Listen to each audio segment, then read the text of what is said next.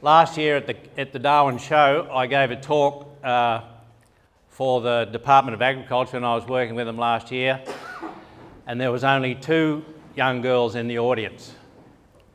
And so I thought, oh well, I'll focus on them, and I really gave them my best presentation. They were taking notes on their computer and looking interested. And then when I finished, they came up, and I thought, oh, I'll get some questions here. They were the next speakers.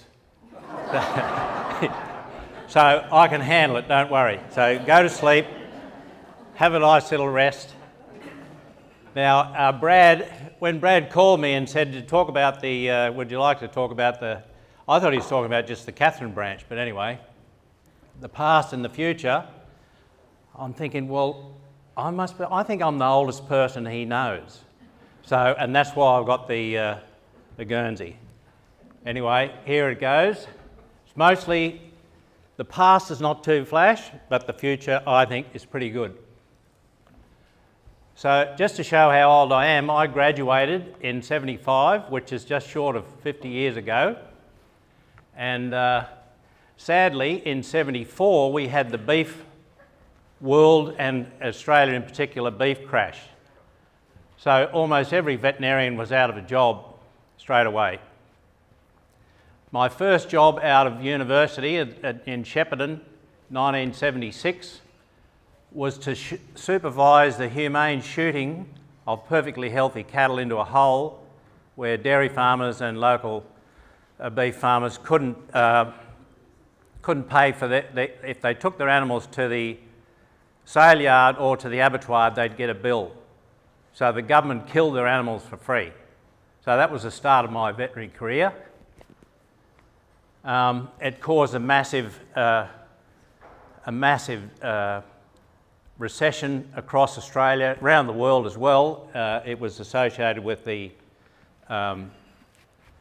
oil embargo, an oil price shock, and at the same time, the Yanks did it again. They cut off our access to beef, and also as did Europe and Japan. So cattle were worth nothing, and most properties in the north just stopped mustering. And you'll be going, I notice on the program, you'll be going tomorrow, or the next whenever it is, to the Sturt Plateau. And when I came here as the government veterinarian in 81, the Sturt Plateau was almost completely abandoned. And you could buy a property there for $150,000, $200,000. And a year or so ago, one of those properties sold for $70 million. So things have improved, but they were pretty grim in those days. One of the only good things that happened out of that crash of the beef industry in the north was that it gave the live export industry an opportunity to get started. And lots of ships were started to move to Southeast Asia, mainly Malaysia in those days, but it did give it a start. I remember talking to the manager of VRD, Gilbert McCanty. His picture's probably on your wall, Rusty, somewhere. And in those days when mustering wasn't that popular, they used to send off 6,000 scrub bulls a year from VRD to their own abattoirs in Katherine and Wyndham. So there wasn't a lot of herd improving going on then, and any Brahman bull that turned up there would just get a flogging until he went home again.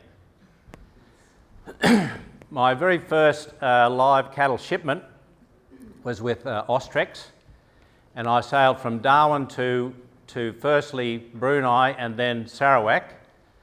Rosewood Station had just bought, the Sarawak government had just bought Rosewood Station, and they established a butcher shop in Kuching, and these are the animals that Rosewood sent to the butcher shop in Kuching.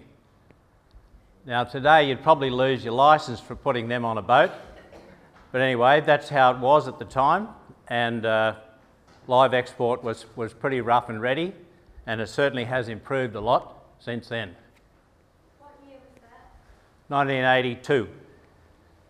So we took about 1,000 buffaloes to Brunei and about 1,000 of these cattle to Kuching.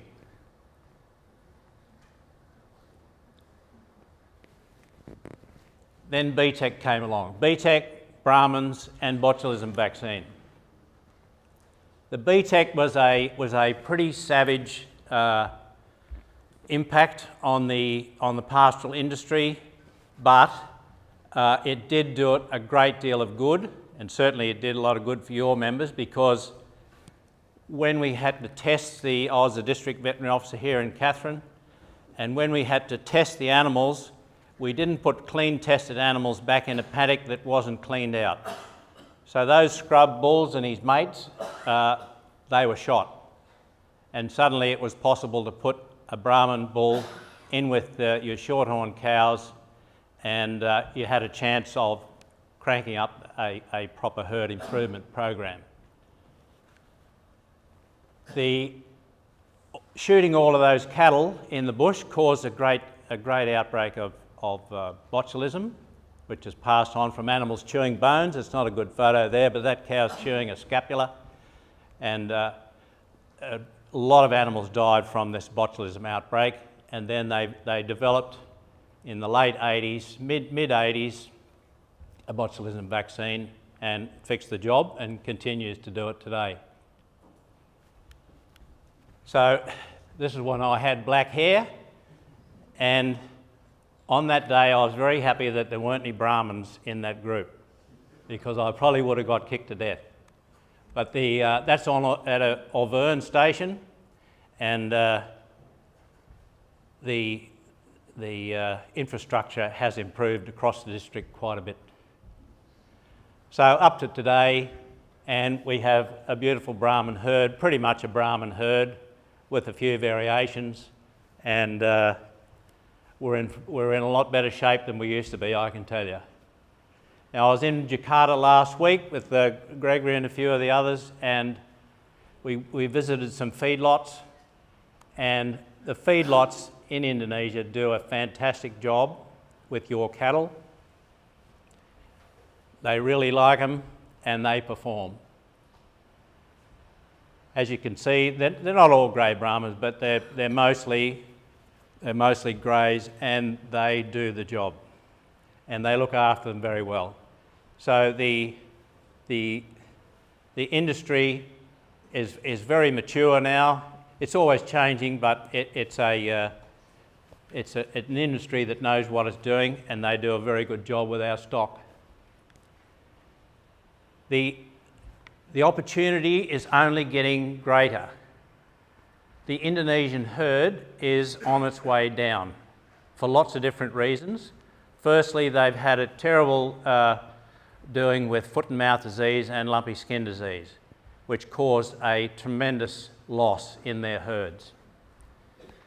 The other part of the situation in Indonesia in particular, but Asia generally, is that most farmers, certainly in Indonesia, there's about 7 to 10 million cattle, we're not sure how many. The average herd size is 2 head. So that farmer owns 2 of those head. He takes them out in the morning and puts a stick in the ground, and they walk around a rope and graze whatever they can. And then he goes out in the afternoon and he cuts grass. Now, one of those bags of grass is enough to feed 2 cows. So if you've got 4 cows, you need to have another 2 hours to cut another bag of grass. That bloke's probably older than me, and that lady is definitely older than me. This is in Bali, where I used to live for a while. And this lady, she's not bending over there. That's as straight as she can get, because she's been cutting grass her whole life to feed her cows. So when she dies, her kids, who probably manage the Sheraton Hotel or drive a taxi or work behind the bar in Bali somewhere, they are not going to go cutting grass. They're going to sell those cows, and that building in the villa construction is encroaching on all of that land. So the farmers are disappearing, the cows are disappearing, and the land's being taken up by other pursuits. Here's one of Greg Pankhurst's feedlots, absolutely first rate, magnificent buildings, pretty straightforward, nothing rocket science, but do a mighty job, full roof. Those animals are so well cared for. You know, it's a business, and if you don't look after your animals, then you don't make any money. Welfare is the same as profitability. If you're nasty to those animals, well, they're not going to grow for you. Welfare is not an issue. There were some issues in the past, they are pretty isolated, but I can tell you what now, they are definitely under control. Those cattle perform, absolutely perform. That's the present. Now a bit about the future. This is where it gets a bit hazy, so stick with me. So it's the future from the industry's perspective is pretty much largely about the competition that's out there competing against us. And I'll try to convince you that I think there's really only one serious competitor out there, and that's Brazil. Over 200 million. They kill over a million head a week. It is a massive, massive industry there. India, spectacular buffalo herd there, 115 million buffaloes. They just kill their cull cows every year, 20 plus million cows. And the USA, who's the biggest producer and consumer in the world. So Brazil, as I said, 1.2 million a week. It's such a big country, even when they have a drought, there's still fat cattle to keep going through the system. Export nearly 3 million tonnes. Good fertility, cheap slaughter, about $60 a head. Ours is over 300. Dean might be able to give us an exact figure, but it's a lot. And so they've got the edge on us there. Their JB Swift started there, and their foot and mouth disease is pretty much under control, and they are in the process. So at the moment they're free with vaccination. That's their international status, which allows them into the US and China and elsewhere, but they're going free without vaccination. So you hold your breath and you stop vaccinating and you hope you don't get reinfected. That's pretty brave, but anyway, they're going to have a go. So that'll make them a more comprehensive competitor.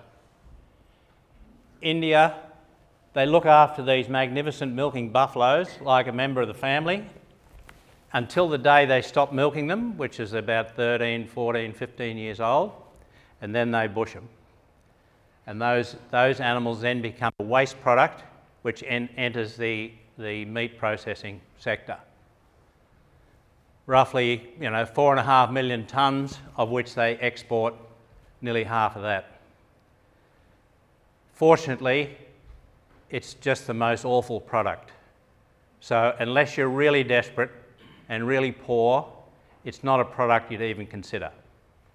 Not like the territory buffalo, who I represent, who are absolutely wonderful, and I encourage you to buy buffalo sausages at the butcher shop. So this is like cardboard with sauce. It's awful. But there's plenty of it, and there's a lot of people around the world are happy to buy a cheap product as long as the price is right. But they're not a big competitor for what we do. Then there's the USA. They're sort of technically a competitor, but they're a net importer. So really, it's still, we don't really compete so much against them, and especially since Donald has put the tariff issues out there, we've actually gained a few markets, as Angus said. They're the largest producer of beef in the world, even though their herd's a third of the size of Brazil. They grow more beef than Brazil. They're the largest importer, and they're one of the largest exporter, about number 4 exporter. So what they do is now that they've got less cattle, because they've got this big drought going on, or had it for some time, they just keep fattening those bullocks in the feedlot for longer and longer and longer. So the herd's going down, but their production's only going down 1%, something like that. The current average carcass weight is around 430 kilos for a carcass, so 860 plus kilos of average bullock being slaughtered in the US. So you can imagine the fat coming off them, huge amounts of fat, and not many cows left, so there's very little lean meat there, so they need to buy a lean meat. And I think Angus said before, the herd, the breeding herd is the lowest it's been since 1951, and I suspect it's on the way down still, so that statistic was probably 6 months old, so it's probably in the 40s now that their herd, since their herd was that low. The yellow, red and dark are the areas of drought in the US as of the 20th of May, so that's right now. So even though they've had floods and it's such a big country with different climatic zones, they still have, even though they get big rainfall somewhere, they still have a very serious drought going on. So at this stage, their herd is not rebuilding yet. Forget Europe. My hobby is travelling, and that's me in northern Italy. And in my humble opinion, one of the worst sins is hypocrisy, and the Europeans are the champions of it. You know, they ignore common sense, all this HGP stuff they lost at the World Trade Organization, they still don't take HGPs, all this greenhouse stuff. And the latest one, a ripper, is deforestation. They're going to discriminate against exporters that send them livestock from deforested areas. And they're currently checking out who's cutting their trees down, who's not. They have cut down all their trees. They don't have any forests left. The only forest they got there, on the top of that hill, is a pine plantation that they harvest and claim greenhouse credits because they cut all their forest down first, and now they go, but you're not allowed to cut yours down. Bad eggs. 4 weeks ago, I was in Ethiopia, and their cattle industry is pretty much a hobby as well. Their cattle, like the Indonesians, are a store of wealth. They're their bank account. So you keep the animals. It's not really for slaughter. You might have to sell them one day, but I couldn't work out how to get some of those horns back. Too many diseases there altogether. Africa, 1.5 billion people, 350 million cattle, and they're a net importer. So we don't have to worry about them. So the future is really bright, and thank you to Dean. I'd been looking on the internet and looking for all this future stuff, and Dean's presentation just shocked the pants off me. I couldn't believe the technologies that he was telling us about, and so here's a few. Here's a weak performance after that. So the one I like the most is this genetic removal of horns, and as Brahman breeders, it's an important one for you. I think that's doesn't get enough focus or dedication, because horns are just out. If a station didn't have to cut any horns off any of their calves, I haven't done the sums, but it would save them an awful lot of money and heartache and welfare and everything. So it's got to be a bigger priority for the breeders of animals to produce more animals that are polled genetics. The solar stuff you know all about. Cottonseed is a fantastic thing for the territory. Drove past the new gin last night. A very big positive for the territory, and will be in the future, I think, a real winner for supplementation of our stock. All grown in the territory. Now, slaughter robotics. I thought Dean would have a picture of robotics, but Elon Musk is my hero, and his AI and his robotics have the potential to move our cost of production, cost of processing in an Australian abattoir a lot closer to the cost of production in Brazil. And that will be a monstrous gain for us. And here is just one little YouTube video of how these robotics is developing.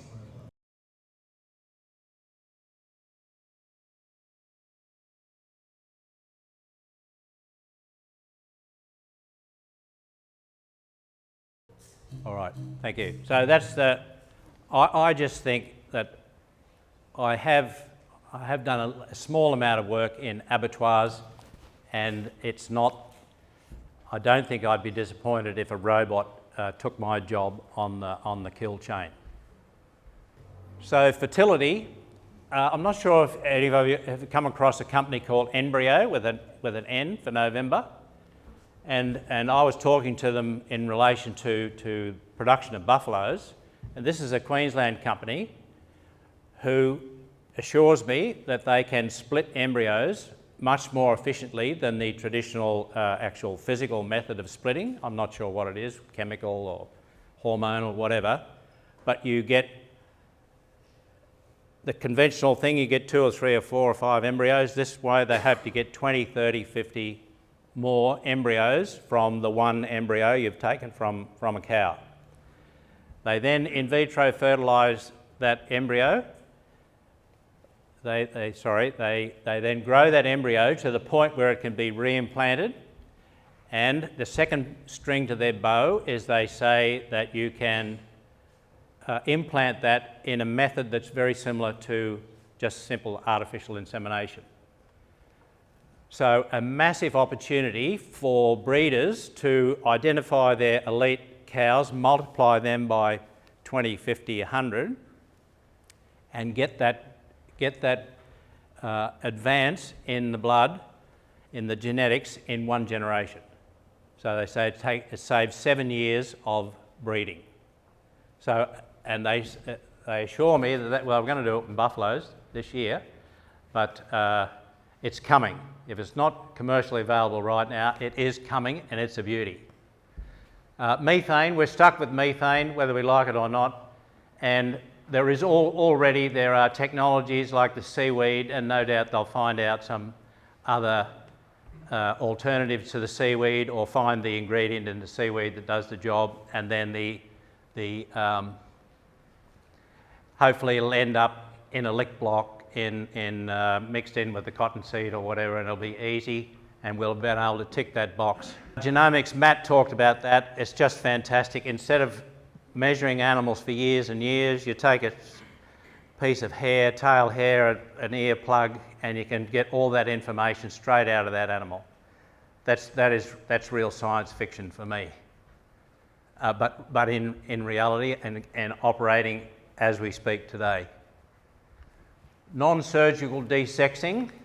So there is a trial going in somewhere in the Territory at the moment. I think it's the Territory or it's the Kimberley, where they are implanting heifers for desexing. So no more surgical spay, just an implant and away you go. And hopefully that'll be commercial in a year or two. And once that gets going, then the holy grail is of course non-surgical desexing of steers, of male calves. So that's a way off yet, but with the advances that are coming through the system, it's easy to imagine that these things are going to come sooner rather than later. So very, very encouraging. Angus covered this. Our cost of production is still our prices are still well down in with the rest of the world lower priced products. So from where I see it, the Australian cattle price depends on what happens in the US and what happens in China. The Chinese economy is in serious trouble. It is a mess, an absolute mess. And now maybe they can fix it and hold it together, maybe they can't, but it's almost certain that China will have a significant slowdown, When that happens, and it's sort of already happening, the Aussie dollar, because China is our main customer for just about everything we've got, a slowdown in the Chinese economy will result in a reduction in the Australian dollar. And various, well, until Donald started his work, the prediction was it would go to 55 next year. So who knows where that'll go at the moment. But anyway, China will force our dollar down. I'm pretty confident of that. The other thing that's happening is the US, being the biggest player in the world, drives prices. And you've all been through a drought one time or another. And at the moment, their cow herd is the lowest it's ever been, well, in 70 years. And you can imagine what's going to happen when they finally get a good rainfall and they withdraw all of their females. They stop killing their cows, they stop killing their heifers, and they only have their steers left. So the demand will go absolutely nuts in the US. So that will force the world price up. They've already lost 1 million head from Mexico. Mexico is sending annually 1 million head through the fence, and that's now cut off as about a week ago because of this screwworm fly outbreak in Mexico. So that will really, either of those two things on their own will be a major bonus for the Australian beef industry. And if they happen together, if we get a 55-cent dollar and the US drought breaks, I reckon the price of feeder steers in the Northern Territory could be $8. I said $4 about 5 years ago, so I reckon that'll be about right. I won't bet over to shout the bar if it doesn't come up. But really, those two things together could easily drive it well, quite close to that number. Future threats. With the Chinese economy going down, all sorts of crazy things going on in the US, I can't see any other way. The massive debt worldwide, I can't see anything else but a recession, a major recession, if not a depression coming up. So all I can suggest is keep your borrowings as low as possible. The one that I learned a lot about for the last 5 years, since 2022 in Indonesia, is foot and mouth disease is an absolute shocker. Through my schooling, I'd never seen it before. Through my schooling, I imagined that the foot and mouth, was lesions in the mouth, sore feet, and it's a production thing. It's not. It's a massive killer. It's killed countless, hundreds of thousands of animals in Southeast Asia, and essentially what was happening is that the heavier animals, the toes separated, you get this lesion, this blister between the toes. The small animals, no problem. The larger animal, the toe actually detaches. So it's like having your fingernails ripped out and then being expected to stand up. So it really is a massive killer, and if it gets into Australia, it really won't matter how many cattle it kills. It'll crash our market, and we'll all be looking for another job. So I think that the biosecurity that Australia is conducting at the moment is not adequate. That's my personal point of view. They even took away the footbaths coming out of Bali because someone complained their thongs got wet. Absolutely ridiculous. The foot and mouth disease is in Bali. It's 2.5 hours till you're standing outside in Darwin, and the biosecurity is not enough, in my humble opinion. And then Indonesia has all these volcanoes, as anything might happen. Oh, where did we go? Now, just finish off with one long-term massive potential. So the biggest agricultural industry in Indonesia and Malaysia is palm oil. palm trees, they grow a big bunch of nuts, they squeeze it and they get all this oil out of it. It's a huge industry. Indonesia, 10 million hectares, maybe more. It could be more. In Malaysia, it's about 5. So just up the road, there's 15 million hectares of trees with grass underneath. It's double-decker production. You get the tree crop up the top, you get the opportunity of a livestock crop down below. Now, what happens today is that 15 million hectares is sprayed with Roundup. When they harvest the nuts, the fruit off the tree, if the grass is too long, then the fruit can be lost because that's not the same bloke cutting it down as picking it up, and so they need pretty much bare ground. So Roundup. Imagine how much that costs, not to mention environmental issues. So if you don't and you just spray the weeds, you end up with this. And here's your lawnmower. All you have to do is run these cattle with electric wire. They train up to one little wire. They love it under here. It's a beautiful environment. Absolutely perfect for high-grade Brahmins. It's pretty hot, but it's just perfect for their genetics, and productivity is very high. Now, when we tried to do this, these are breeders.